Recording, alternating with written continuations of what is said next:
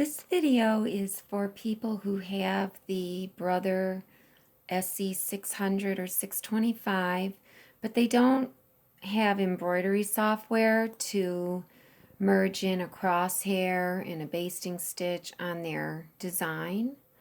So there is a workaround, and I did write down the instructions so you could see this, and I'll try to attach it as well.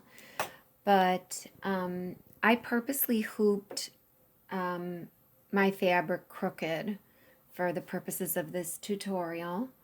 And so the first thing you want to do before you even hoop your fabric is you want to draw a crosshair on your fabric with air erasable pen, chalk.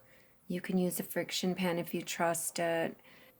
And you just draw your crosshair where your design is centered on the fabric, and then you go ahead and hoop it the best you can. I'm using a shelf liner underneath my inner ring, and I believe I have a video on that. It's one of my longer videos for the Brother 625. But at any rate, if you don't want to use shelf liner, you can use, this is the repositional hoop. You can't really see it, but I'll show you later. But you can use maybe not 2-inch tape, but 3.5, maybe 3-inch or 2.5-inch wide tape that sticks to itself, the medical tape. And then you'll just pull up one layer. See if I can get it. And it'll be thinner than the shelf liner, but the shelf liner breaks in after a while. So at any rate, you draw your crosshair on the fabric, you hoop your fabric the best you can. I purposely hooped mine crooked, and then you go into your machine and you bring up the crosshair. And I think I have a couple crosshairs in the files for the SE625 group. And if anybody needs one, just write me on Facebook, Lisa wequilt. So I'll bring in a crosshair. I have it saved on my USB stick. So I'll go to USB. And mine is in my Brother folder. I'm not going to do center end based. I'm just going to bring up the center file, which is just the crosshair.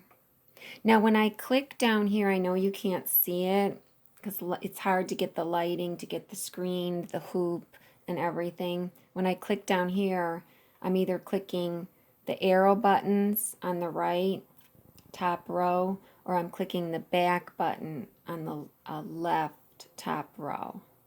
So I'm going to click the right arrow button, and here's my center tools folder. There's my crosshair. Now this crosshair is 76 mils. It's like a 3-inch, 3x3 inch, and I'll hit set.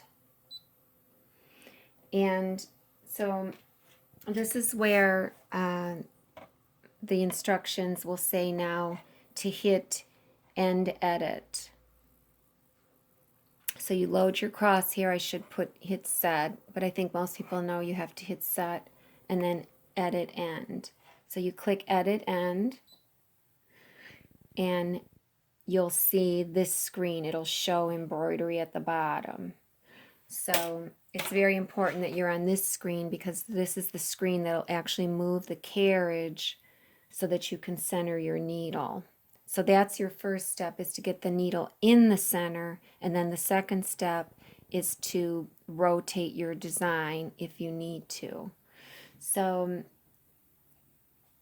your machine should be set in your settings for the needle to be in the center. If it's not, then you want to go into this button here, and I know you can't see it. It's the second row, the third icon. It's your settings button. It looks like a piece of paper with writing on it, and so you'll press that, and you'll arrow over to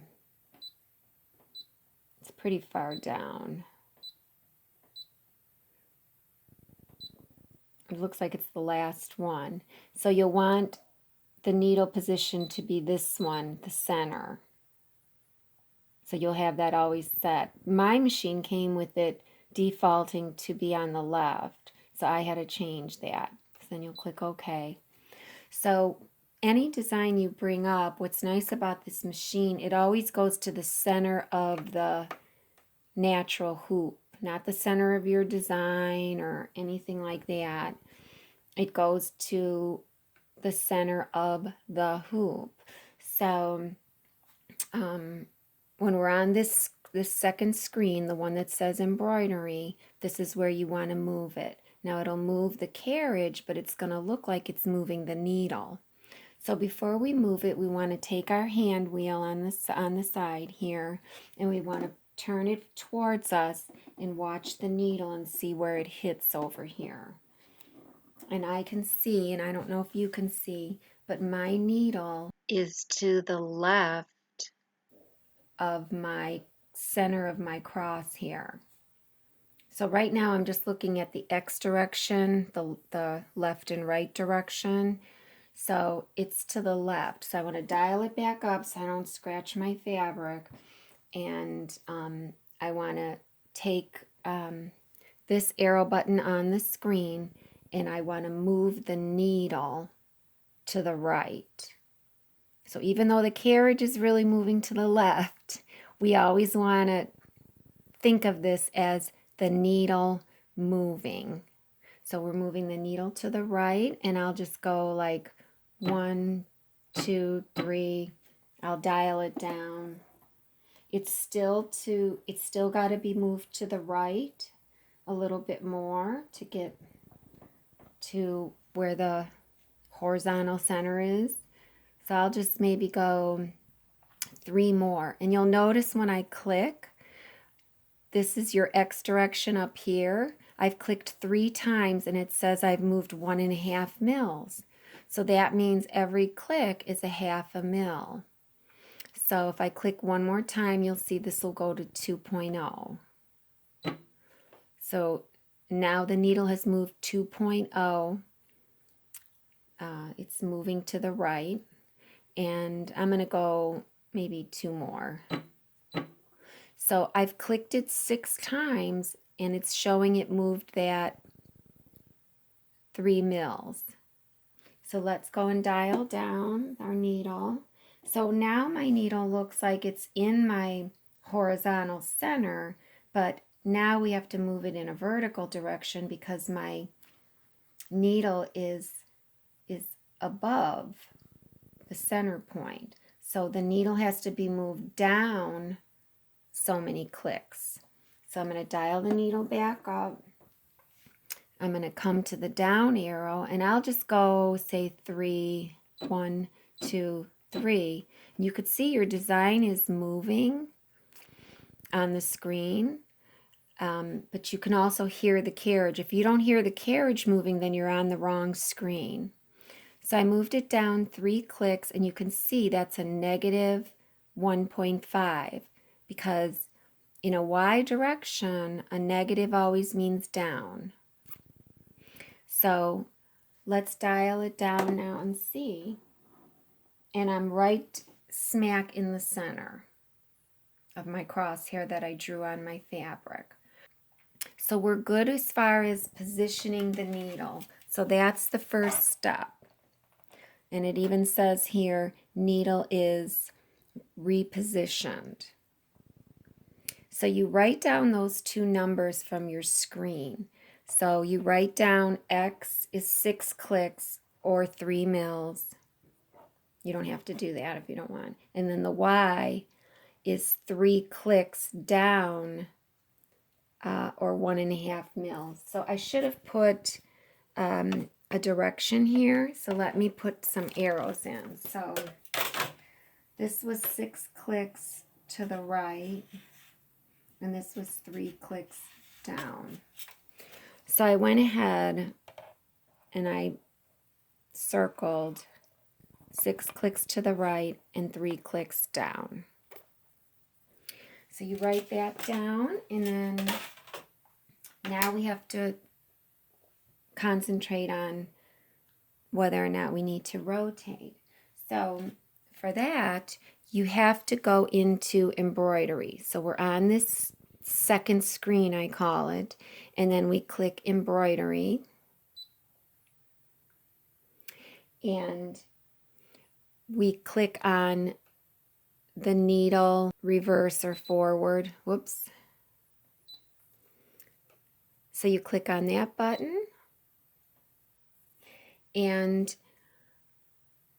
we're going to advance, just because I know my crosshair. If I advance like 10 stitches, it's gonna move the needle like to the right. So I'll be able to see if my needle position lines up with my drawn crosshair. So I'll go plus 10 in the design. You'll see up here the design is at 0 minutes, and it's at stitch 0 out of 64 stitches for this crosshair. It hasn't gone at all. But when I hit plus 10, now it's on the 10th stitch of the 64 stitches. So I come over to and see, I dial my needle down and see if it's on my drawn crosshair. My needle is way below my drawn crosshair. My needle is down here, my drawn crosshair is above it. It looks to me like it's about 10 degrees. If you'll get an idea of what 10 degrees is. So that tells me I want to rotate my needle 10 degrees counterclockwise, which is to the left. So I click OK, because I have to get out of this to get back into the rotate screen. So I click OK, and I have to go back to that embroidery screen. So I'm clicking this back button down here, first row, first icon. Needle is down. You don't have to press needle down, up. You just want to look inside, up, and see, make sure your needle is inside. Just dial it back a little bit to make sure that my take-up lever is high. And I'll use my back button again. It should be fine. Okay, so now I'm back to the screen that says embroidery. So now I want to click the rotate button. So I'll click rotate. And if you recall, I wanted to try 10 degrees counterclockwise, which is this button, 10 degrees to the left. So I'll just click it. And you don't hear anything on the carriage. So, your design, though, did rotate. Now, you can see up here it was originally, let me go back, plus 10. It's originally at 0. 0 is the same thing as 360 degrees, because if you rotate around in a circle, you've rotated 360 degrees and you're back to 0. So when I go to the right 10 degrees, it's going to count backwards from 360. So it'll say 350. So 10 degrees counterclockwise, you'll see it's at 350 degrees positionally. So that's the 10 degrees. Now, if your design doesn't go the 10 degrees and it jumps over and goes 270 degrees, that's a 90 degree turn, then you know that your design was just too wide to be able to rotate just 10 degrees. It had to flip a whole 90 just to rotate it all. So then you have to decide, okay, do I want to make my design smaller so I can rotate it? Or do I want to try and rehoop? I mean, if you resize a design that's been loaded onto your machine, you're resizing a stitch file and you could make it look bad. You know, if you were the original digitizer and you have the vector format of the design, yeah, you can go into your embroidery software and make it smaller and, then turn it back into a stitch file, load it in your machine, or you can just try and rehoop a little bit better. You'll find that this design, I hooped it so crooked that I had to make my design actually 20 millimeters narrower than the hoop. So, well, actually 20, it might have been even more than that, to be honest. No, I think it was 20 because, yes, my hoop, the brother hoops are 100 millimeters wide. That's 4 inches. And this design, the design that I'm going to end up loading, is 80 mils. So it's 20 mils less. So 20 mils is about 3/4 of an inch. So at any rate, you just have to decide. It's, this is the downfall of having a economy machine, but this machine is so wonderful for the price.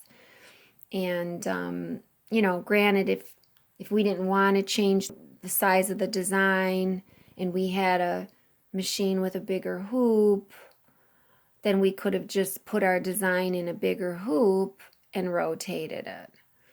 But so anyway, so you have to make that decision. So mine did go the 10 degrees like I wanted. So we'll click OK. And once you click OK, now we have to go back to our design.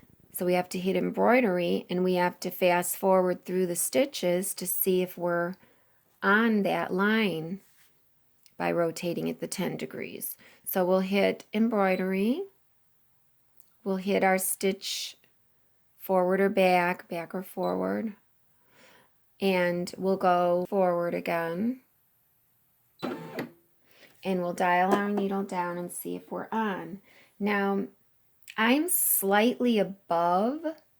So if you remember the first time my needle was slightly below the line, I am just a hair above the line. So I probably could have gone like 8 degrees instead of 10. So I'm going to just dial my needle back up, click OK. And I have to get out of this embroidery screen. So I have to hit my back button. And then when I'm on this screen, I'll hit the rotate button. And right now it's showing at 50. I'm going to go like back a couple degrees. So now I'm going to be going to the right. So I'll go 1, 2. So I clicked the 1 degree. So now I have a total rotation of 8 degrees. So I'll click OK. And I'll click embroidery because I'm going to fast forward again. I'll fast forward. I'll dial my needle down. And it looks like I'm right on my line. So I'll dial the needle back up and go through the rest of the crosshair to see if I'm on. Sometimes you think you're on this line, but then when you go through the rest of the crosshair, you see that you could tweak it by 1 degree or not. I'll just fast forward through it. Go another 10, took me to the center, another 10. Okay, I'm at the left, so I'll dial down. I'm still dead on my crosshair. Dial back up. I'll go 10 more. Let's go all the way up. Oh, it didn't, it was too much. So I'll dial down. So I'm right on my vertical. And I'll dial down. And I'm right on my vertical at the bottom of the crosshair as well. So I'll dial it back up. So I'm right on. Now, if I weren't right on, I'd have to click OK. I'd have to get out of embroidery mode, hit my back button down here. I'd have to rotate, and I'd have to maybe go by 1 or 2 degrees, one direction or the other. So, and then repeat until you're right on. So I'm just going to click OK. And so before I do click OK, you do want to make sure we did write down the -1.5 and the 3.0 for our X and our Y. X being the 3.0, Y being the 1.5 negative. You do also want to write down how many degrees you rotated it. And we rotated ours a total of 8 degrees to the left. So I came down here in my directions, and this is what you want to write down, that you rotated it 8 degrees to the left. So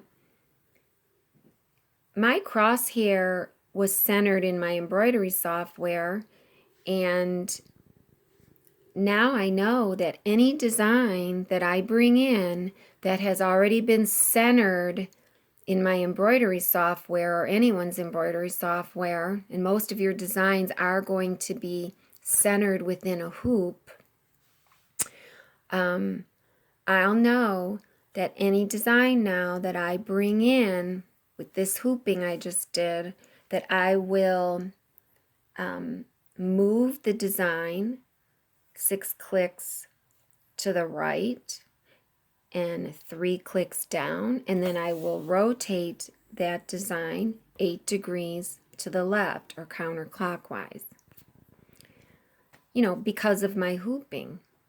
So with that in mind, so those are the 2 things you write down. You'll go ahead, you'll click OK. Now we have to completely get out of this. So we use our back button here, back button again. Okay to cancel. Yes, it's okay to cancel. And now we're going to either bring in our design or bring in our basting box.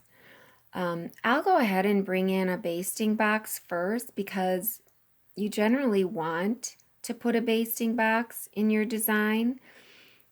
I've tried to use their little applique boxes, but they don't have a long enough stitch.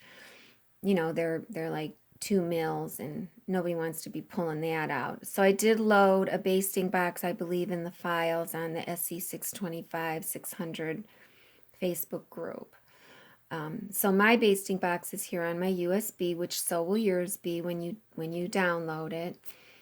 So USB, brother, center and based. I'm going to use my arrow down here in the first row, base tools. Here's my box. So I hit set. Now my box is 100, and I know that I have to rotate this 8 degrees. It's already at 100. So if I go to edit end, and I'm not even going to get past the first step of moving it, because remember, I have to move it, because of the way I hooped, I have to move it 6 clicks to the right and 3 clicks down. Well, it's not even going to let me because it's too big. See how it warned me with the double click? So I have to go back. So I have to get out of this screen, use my back button, first row, and I have to resize this basting box. It's okay if you resize a basting box. My stitches are 5mm length stitches. They might get slightly smaller, but they'll still be big enough to be able to remove. So I'll hit size, and I'm going to hit the one here, this one here, that makes it smaller. And hopefully I can get down to 80, because I know I won't be able to rotate this unless it's at 80. So I'll just hold my finger down. Oh, so this is only letting me go to 89. So it's only letting me go 10%. I thought it was 20% on this machine, but I think I'm just thinking of the hard and fast rule for stitch files. So I can't, I'm never going to be able to rotate this basting box. Now, you could just leave it because it is just a basting box. Just granted you to know that when you bring your design in, it's going to overlap in some spots, but you should be able to still pull the threads out. But I'm just going to go ahead and pause the camera and bring in my smaller basting box. So I'll just do that for a minute.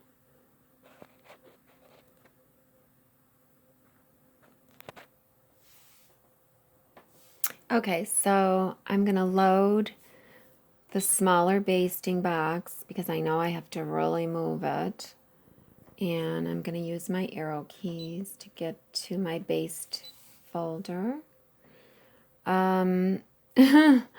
It's funny because there's no names, and I believe that could be a setting, but if I click on it, I see it's 80 by 80, and then this one is the 99, the bigger one. So I want the 80 by 80, and I'll hit set. And there it is, and I want to hit end edit to get to that second screen, because remember, if you move on this first screen, you're only going to see it on here. You don't hear anything. See, it's just moving 1, 2, 1, 2.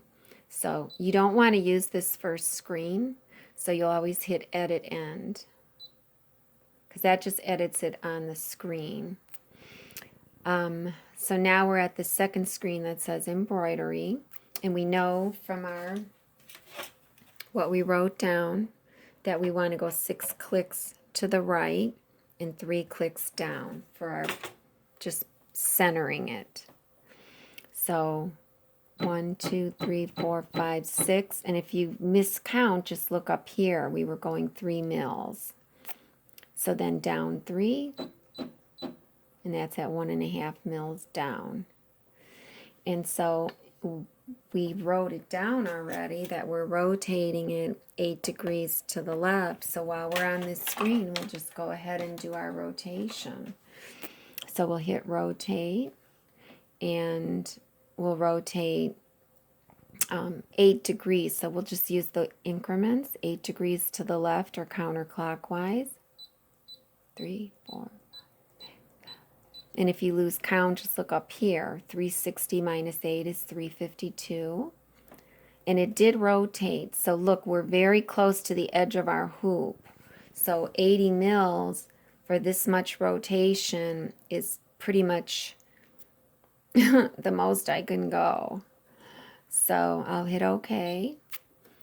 So now, if you did want to stitch a basting box, you do need to go ahead and embroider this. Obviously, we weren't stitching the crosshair, but we want to stitch our basting box. So I'm not sure what I have loaded here, but I'll just go ahead and stitch it.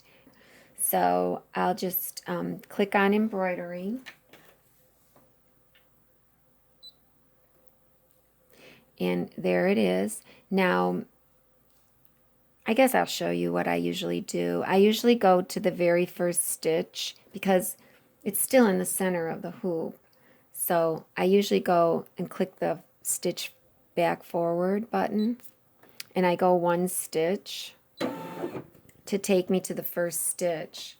And then I like to do a needle up, needle down, which it's easy on these single needle machines because I like to pull the bobbin thread up. Now, this machine is pretty good about not nesting at the bottom, but if you're worried about it nesting, or if you want to melt your threads, if you're stitching on leather, or if you just want to bring and hold both your threads to make sure there's no nesting, sometimes if you see both sides of a design, then you go to your first stitch like I just did, click OK, click needle up, needle down, twice, pull up on the thread, and I know you can't see it, but I can see my bobbin thread, it's white. I wasn't sure so then I'll just pull it up.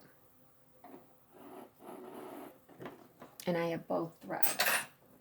And I usually just put my hand on the hoop and I'll put the presser foot down and hit start. Let it make its lock and then let go.